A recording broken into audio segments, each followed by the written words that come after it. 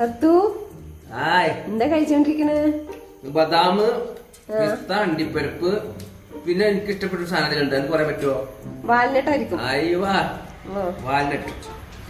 പിന്നെ ആപ്പിൾ.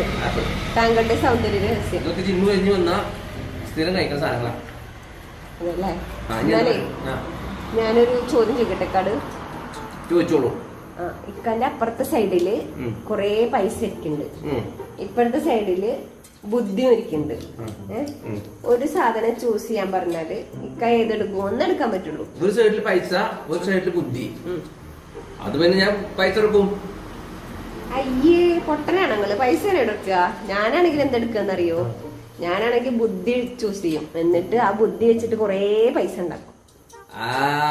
എനിക്ക് ബുദ്ധി ഓൾറെഡി ഉണ്ടല്ലോ, അനക്ക് ബുദ്ധി ഇല്ല. അപ്പൊ ഈ ബുദ്ധി എടുത്തിട്ട് പൈസ ഉണ്ടാക്കിക്കോ, ഞാനല്ലാണ്ട് ഉണ്ടാക്കിക്കോളാം കേട്ടോ.